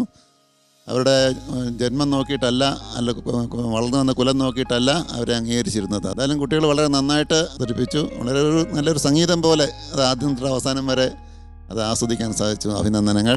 നന്ദി സ്വാമിജി. വിശ്വനാഥൻ സർ, സഭാവാസികളായ നമ്മളെയൊക്കെ ദ്വാരകയിലെ രാജധാനിയിലേക്ക് എത്തിച്ച ഒരു പ്രതീതി നമുക്ക് അല്പസമയം അനുഭവിക്കാൻ പറ്റി. ആഹാര്യശോഭ കൊണ്ട് രണ്ട് കുട്ടികളല്ല മുമ്പിൽ നിൽക്കുന്നത്, യഥാർത്ഥ ശ്രീകൃഷ്ണ രുക്മിണിയുമാണെന്ന് നമ്മെ തോന്നിപ്പിക്കാൻ പാകത്തിന് നല്ല ആഹാര്യശോഭ, നല്ല ഉടുത്തുകെട്ട വേഷം ഭംഗി ഒക്കെ കൊണ്ട് നിങ്ങളുടെ സ്വത്തും മറച്ചിട്ട് കഥാപാത്രത്തെ ശരിക്കും നിങ്ങൾക്ക് രംഗത്ത് അവതരിപ്പിക്കാൻ പറ്റി. അതിനേക്കാളുപരി നിങ്ങളുടെ നല്ല ഭാഷ, നല്ല സംഭാഷണം, അതേപോലെ അഭിനയം എന്നുള്ളത് അക്ഷരാർത്ഥത്തിൽ ഭംഗിയായി. ആ രുക്മിണിയുടെ ആ സങ്കടാവസ്ഥ വാസ്തവത്തിൽ ഞങ്ങൾക്ക് നന്നായിട്ട് ഫീൽ ചെയ്തു. കാരണം ഞങ്ങളുടെ ഉള്ളിലേക്കത് കടന്നു വന്നു. അതൊരു അഭിനയമാണെന്ന് പോലും തോന്നിയില്ല. ആണെങ്കിൽ പോലും ഇങ്ങനെ ഒരു കഥാപാത്രത്തെയും രംഗത്ത് മനോഹരമായി ആവിഷ്കരിച്ച് സഭാവാസികൾക്ക് ഇപ്പോഴത്തെ അവസ്ഥ മറന്നിട്ട് ആ ഒരു ദ്വാരക കാലഘട്ടത്തിലേക്ക് കടന്നു പോകാൻ സഹായിച്ച അതിമനോഹരമായ ഒരു സ്ക്രിപ്റ്റ് അത് ഭംഗിയായിട്ട് രംഗത്ത് ആവിഷ്കരിക്കുകയും ചെയ്തു. അതിന് എല്ലാവർക്കും വളരെയധികം അഭിനന്ദനങ്ങൾ. ഇതിന് വേണ്ടി പ്രയത്നിച്ച നിങ്ങളുടെ അധ്യാപകർക്കും വളരെയധികം അഭിനന്ദനങ്ങൾ. കൂടാതെ ഇത് നല്ല ഒരു കഥാംശമാണ് ഈ സ്ക്രിപ്റ്റിനെ തിരഞ്ഞെടുത്തത്. ഒരു പക്ഷേ ഇന്നത്തെ പല വീടുകളിലും കാണപ്പെടുന്ന കുടുംബ കലഹങ്ങളുടെ ഒരു നിദാനം കണ്ടെത്താൻ നമുക്ക് പര്യാപ്തമായൊരു കഥയാണ്. ഇന്ന് പ്രണയത്തെ എങ്ങനെ ജീവിതത്തിൽ ഉദാത്തവൽക്കരിക്കാം എന്ന് ശ്രീകൃഷ്ണ കഥയിലൂടെ, ഇത് രുക്മിണി സ്വയംവരം കഴിഞ്ഞ് ശ്രീകൃഷ്ണനും രുക്മിണിയും തമ്മിലുള്ള പ്രണയ കലഹത്തെക്കുറിച്ച് ഭാഗവതത്തിൽ ഒരധ്യായത്തിൽ പറയും. എനിക്ക് അർഹിച്ചിത് അധ്യായം എന്ന പേരിലാണ് അധ്യായം തുടങ്ങുന്നതുകൊണ്ട് ആ പേരിലത് പ്രസിദ്ധമാണ്. ആ അധ്യായത്തിലെ കഥാംശത്തെയാണ് ഇവിടെ വാസ്തുത രംഗത്ത് അവതരിപ്പിച്ചത്. ശ്രീകൃഷ്ണനും രുക്മിണിയും തമ്മിലുള്ള ഒരു പ്രണയ കലഹം. കാരണം അന്ന് കത്ത് കൊടുത്തയച്ചു. ആ കത്തിലെ സങ്കട വാർത്തകളൊക്കെ കണ്ടപ്പോൾ നിന്നെ രക്ഷിക്കാൻ വേണ്ടി ഞാൻ മാത്രം അവിടെ വന്ന് മറ്റുള്ള കയ്യിൽ നിന്ന് മോചിപ്പിച്ച് കൊണ്ടുവന്നു എന്ന് മാത്രമേ ഉള്ളൂ. നീ വാസ്തവത്തിൽ മറ്റാരെങ്കിലും ഒന്ന് വിവാഹം കഴിക്കാൻ ആഗ്രഹിച്ചെങ്കിൽ പൊയ്ക്കോളൂ. എനിക്കും അത്രയ്ക്കൊക്കെ താല്പര്യമുള്ളൂ. അതുകൊണ്ട് നിനക്ക് ധൈര്യമായിട്ട് തിരിച്ചു പോകാം എന്നൊക്കെ പലവരും കൃഷ്ണൻ പറയുമ്പോൾ രുക്മിണി വാസ്തവത്തിൽ അന്തം വിട്ടു പോകും. കാരണം രുക്മിണിയുടെ ചെറുപ്പത്തിൽ മുതലെയുള്ള സങ്കല്പം ശ്രീകൃഷ്ണ സ്വരൂപമാണ്, മറ്റൊന്നുമല്ല. അതിനെ മാറ്റാൻ ആര് വിചാരിച്ചാലും പറ്റില്ല. അത് ഉത്കൃഷ്ടമാണ്, ഉദാത്തമാണ്, സാത്വികമാണ്. അതിനൊരു മങ്ങലേക്കാൻ ഒരിക്കലും രുക്മിണി ആഗ്രഹിച്ചിരുന്നില്ല. അത് വളരെ മനോഹരമായ രുക്മിണി രംഗത്ത് അവതരിപ്പിക്കും. ഭാഗവതത്തിൽ കുറേ ശ്ലോകത്തിൽ പറയുന്ന കാര്യങ്ങളാണ്, നല്ല രസകരമായ കുറേ ശ്ലോകങ്ങളാണ്. അതിനൊരു ആവിഷ്കാരമാണ് കാണിച്ചത്, അല്പസമയം ഉള്ളുവെങ്കിൽ പോലും. അപ്പോൾ ഇത് അപ്പം തന്നെ കൃഷ്ണൻ അതിനെ അപ്രധാനമാക്കി മാറ്റിയിട്ട് ഒരു കളിതമാശാക്കി മാറ്റി വിട്ടു. ഇതൊക്കെയാണ് ദാമ്പത്യ ജീവിതത്തിൻ്റെ സൗഭാഗ്യം എന്ന് മനസ്സിലാക്കാൻ കൃഷ്ണൻ അന്ന് ഉപദേശിക്കുന്നുണ്ട്. ഇന്നത്തെ അനേകം ദമ്പതിമാർ ഇങ്ങനെയുള്ള എത്രയോ കുടുംബകലഹങ്ങൾക്ക് ശേഷം ഒന്നുകിൽ ആത്മഹത്യ അല്ലെങ്കിൽ ഡൈവോഴ്സ് ആ മട്ടിലേക്ക് തിരിഞ്ഞു പോകുമ്പോൾ ഈ കഥാംശത്തെ ഒന്ന് ഉൾക്കൊണ്ടാൽ, ഭാര്യാഭർത്താക്കന്മാർ തമ്മിൽ നടത്തുന്ന സംഭാഷണങ്ങൾ, പരസ്പരമുള്ള കുറ്റാരോപണങ്ങൾ താൽക്കാലികമാണ്, അത് പ്രണയത്തിൻ്റെ ഉദാത്തമായ സ്ഥാപനയാണ് എന്ന് തിരിച്ചറിയാനുള്ള വിവേകം ഈ കൊച്ചുകുട്ടികൾ രണ്ട് കഥാപാത്രങ്ങളുടെ ഈ സഭയ്ക്ക് എന്നല്ല ലോകത്തിന് നൽകിയിരിക്കുന്നു. ഇതാണ് വാസ്തവത്തിൽ ഇന്നത്തെ കുടുംബജീവിതത്തിൽ നമുക്ക് സ്വീകരിക്കാൻ പറ്റുന്ന ഏറ്റവും വലിയ തത്വങ്ങൾ. ഇഷ്ടംപോലെ കുടുംബകലഹം ഉണ്ടാവും. ഏതെങ്കിലും വിവാഹത്തിന് മുമ്പുള്ള ഒരു കഥയോ അല്ലെങ്കിൽ മറ്റെന്തെങ്കിലും ഒരു ഭാവമൊക്കെ ആയിരിക്കാം ചിലപ്പം അതിന് കാരണം. പക്ഷെ അതൊക്കെ വിവാഹത്തിന് മുമ്പേ ആരംഭിച്ച പ്രണയം വിവാഹത്തിന് ശേഷവും എങ്ങനെ കൊണ്ടു നടക്കാം എന്ന് മനോഹരമായി ആവിഷ്കരിക്കുന്ന ഒരു കഥാംശമാണ് തിരഞ്ഞെടുത്തത്. ഇത് ലോക ജീവിതത്തിലൊരു പാഠമാകും. നിങ്ങളും വളർന്ന കുട്ടികളാകുമ്പോൾ ഇത് ഇവിടെ കളിച്ച ഒരു കളിയല്ല, ഇത് സത്യമാണ്. നിങ്ങൾക്കും തിരിച്ചറിയാൻ പറ്റണം. അത് ലോകത്തിനൊരു മാതൃകയാകണം. ഇത് കണ്ടും കേട്ടുമിരിക്കുന്ന എല്ലാ ജനങ്ങൾക്കും പരസ്പരമുണ്ടാകുന്ന സ്പർദ്ധകളും വിരോധങ്ങളും വ്യക്തിവിദ്വേഷങ്ങളും ഒക്കെ താൽക്കാലികമാണ്. അതൊരു തമാശയാണ്, അതൊരു സൗന്ദര്യ കലഹമാണ് എന്ന് മാത്രം കണ്ട് അതിനെ അതിജീവിക്കാനുള്ള ഒരു കരുത്ത്, അത് നിസ്സാരവൽക്കരിക്കാനുള്ള കരുത്ത്, ഏറ്റവും പ്രധാനം ദാമ്പത്യ ജീവിതത്തിലെ ഈ പരസ്പരമായ ഒരു ഒത്തുചേരലിൻ്റെ വിശ്വാസമാണ്, ദൃഢതയാണ്. അതിനെ ഈ പ്രണയം സഹായിക്കും. അങ്ങനെ പ്രണയത്തെ ലോകോത്തരമായ ഒരു വലിയ തത്വമായി അംഗീകരിക്കാൻ ഭാരതീയ സങ്കല്പത്തിന് കഴിഞ്ഞിട്ടുണ്ട്. അത് ആവിഷ്കരിച്ച നിങ്ങൾക്കും അതിനുവേണ്ടി പ്രയത്നിച്ചവർക്കും ഒക്കെ അഭിനന്ദനങ്ങൾ. നിങ്ങൾക്കെല്ലാം ഭാവിയിലൊരു വലിയ പാഠമായി തരട്ടെ എന്ന് ആശംസിക്കുന്നു. Thank you sir.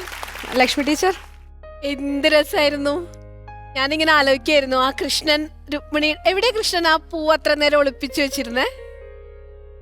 ആ രുക്മിണിയുടെ ദേഹത്തേക്ക് ഇങ്ങനെ പൂവിടില്ലേ? അപ്പൊ എനിക്ക് തണുത്തു. നല്ല വളരെ എന്താ പറയാ, നമ്മളെ കൂടി ഇൻവോൾവ് ചെയ്യിപ്പിക്കുന്ന രീതിയിൽ ഹൃദയം നിറച്ച ഒരു അനുഭവമായിരുന്നു.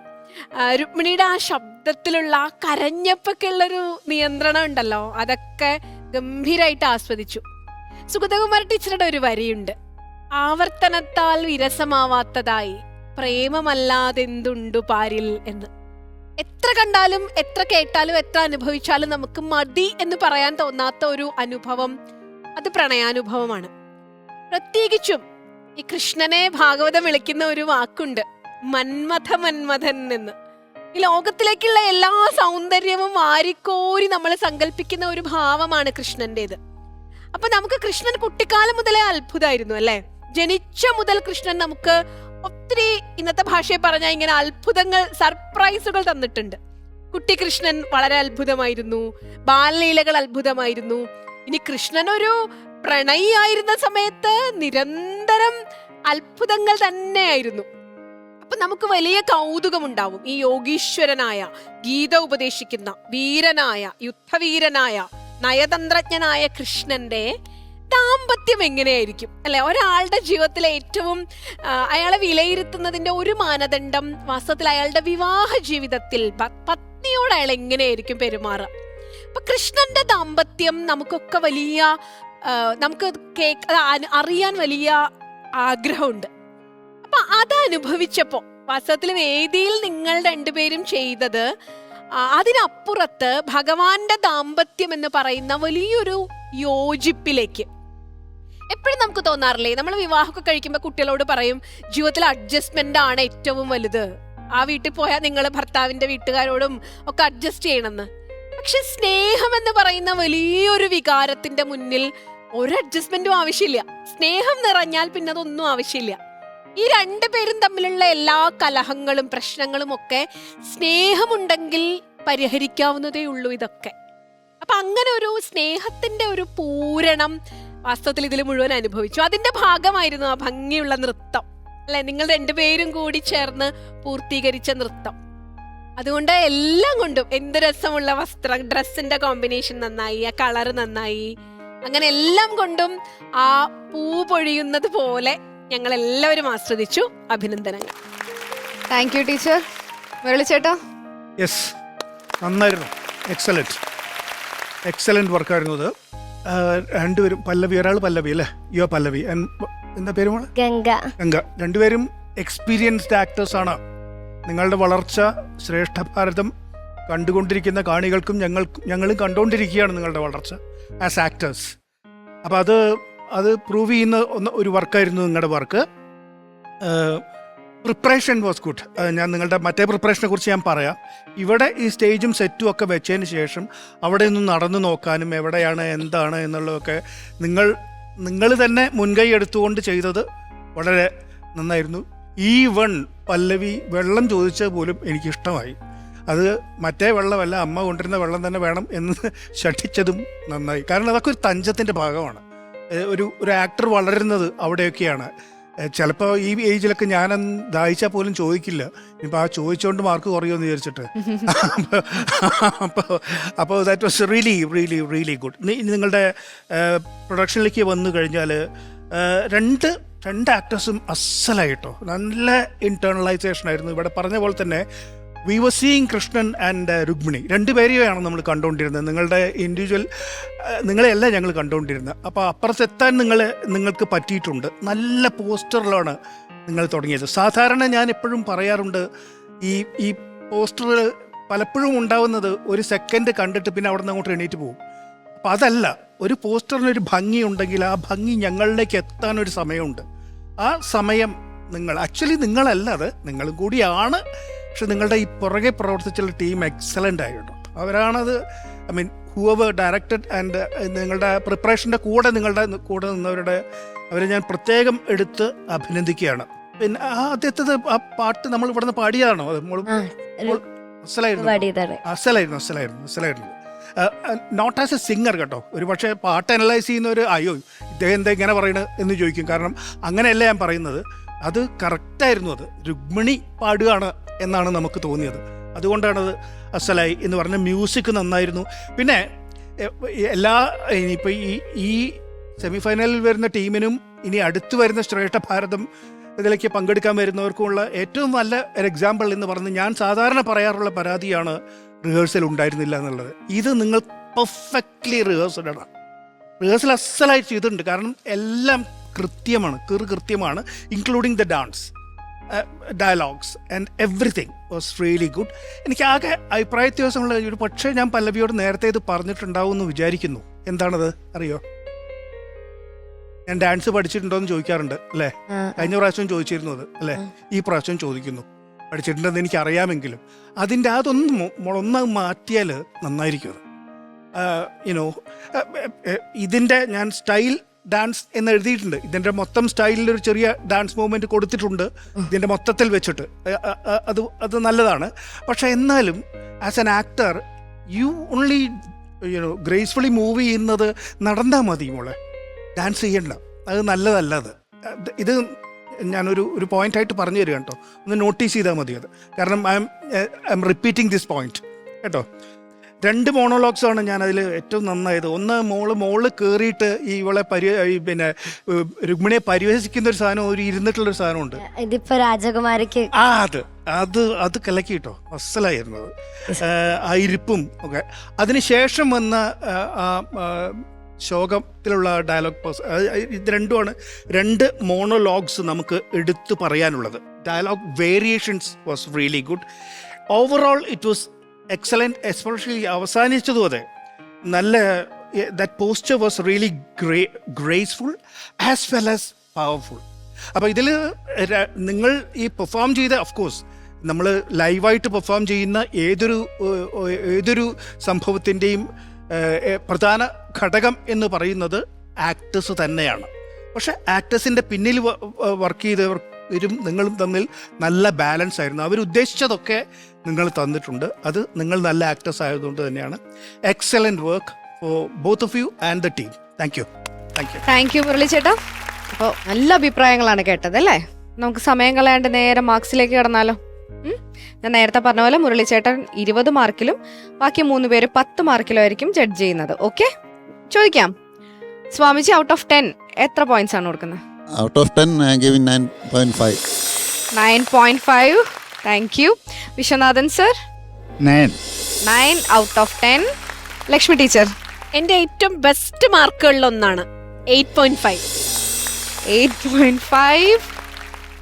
മുരളി ചേട്ടാ, ഔട്ട് ഓഫ് 20? ഔട്ട് ഓഫ് 20 നിങ്ങൾക്ക് 18 മാർക്കും നിങ്ങളെ പിന്നിൽ പ്രവർത്തിച്ചവർക്ക് 1 മാർക്ക് ഞാൻ കൊടുക്കുകയാണ്. അങ്ങനെ 19 മാർക്ക്. സൂപ്പർ. അപ്പൊ ടോട്ടൽ കിട്ടിയിരിക്കുന്ന എത്രയാണെന്നറിയോ? കൂട്ടിയാ പറ. 46. കറക്റ്റ്. 46 മാർക്കാണ് 50 കിട്ടിയിരിക്കുന്നത്. അതും ഈ സെമി ഫൈനലില് 50-ല് 46 കിട്ടാന്ന് പറഞ്ഞു കഴിഞ്ഞാൽ നല്ല മാർക്കാണല്ലേ? അടിപൊളിയാണ്, സൂപ്പറാണ്. ഇനിയുള്ള റൗണ്ടുകളിൽ ഇതുപോലെ തന്നെ നന്നായി പെർഫോം ചെയ്ത് കൂടുതൽ മാർക്ക് വാങ്ങിക്കാം. Okay, thank you so much.